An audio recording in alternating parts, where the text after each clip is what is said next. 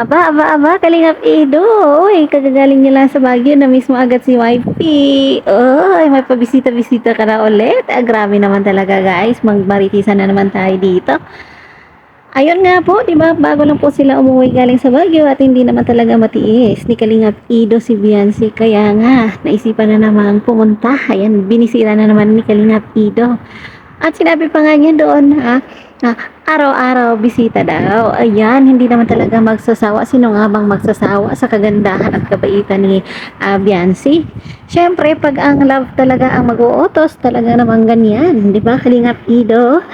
Walang imposible pag talagang mahal mo yung tao ay gagawa at gagawa ka ng paraan. Ika nga nila, kung may ah, kung gusto may paraan, kung ayaw may dahilan. Kaya naman ay at sobra namang nakakakilig ang dalawang ito at marami ding nakikinig at nanonood ng mga senior na grabe kahit seniors pinakilig nyo ha.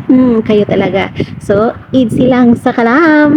Yan lang po at mag-aawang tayo sa more pakilig pa.